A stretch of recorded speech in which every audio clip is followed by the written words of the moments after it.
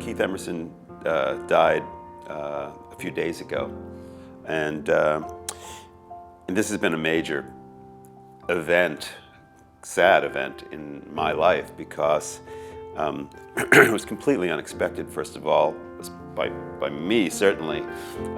Keith was my keyboard hero. He really was the person who I looked up to. That his music really changed my path of life, because I'd been going to Juilliard.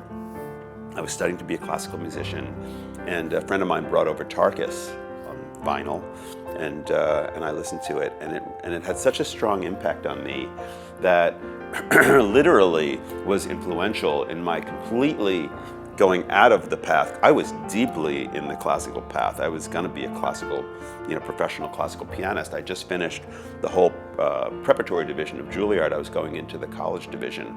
I ended up spending about a year there with one of the, greatest teachers on the planet.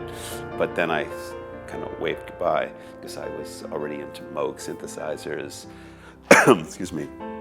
I was into synthesizers, I was into Tarkus, so, I was into other things that didn't relate at all to what I had been doing. So it was really kind of like, I guess, thanks to Keith Emerson for showing me that keyboards could have that kind of power, and you could kind of like use all these different harmonies and use a lot of the things that I kind of compositionally knew about, but I wasn't aware of how they could play a role, and you could harness the energy of rock to do it. And it really opened the door for me to begin my real path in music, which was my own kind of like combination of all the elements of my classical background, which I had an extremely strong classical foundation. And then I got, of course, very into the technology and synthesizers, and worked with the synthesizer companies. And of course, I still consult with a lot of the companies, and I have my own app company. So I'm very much into the technology side as well. But the Emerson thing hit me like a ton of bricks, because here it is, this person that not only was my keyboard hero, and helped to change my life, but also over the years became a friend of mine.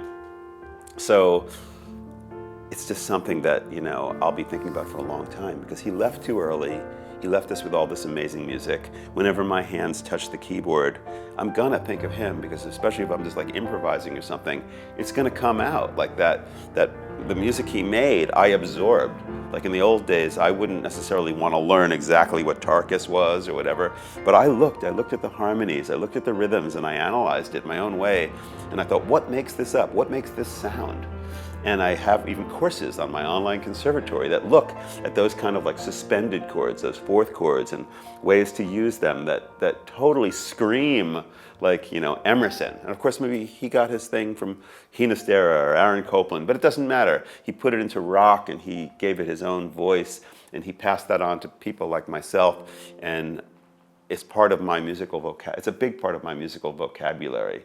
I'll channel a little bit of his stuff, or a lot of his stuff, and I'll bring in some Gentle Giant and maybe some Yes and all this stuff. But as a keyboardist, the Emerson thing is huge. So so I just been like in my dressing room and in the middle of kind of feeling kind of almost like wiped out and sad about it. I've also been going back and playing some of the Emerson stuff. Like there's a solo from Japan that he did, I think in 1990 or something, that I've been looking at and kind of like practicing a little bit. It's been making me, feel more positive, just, think about his music and his powerful, positive impact on the music world and on me.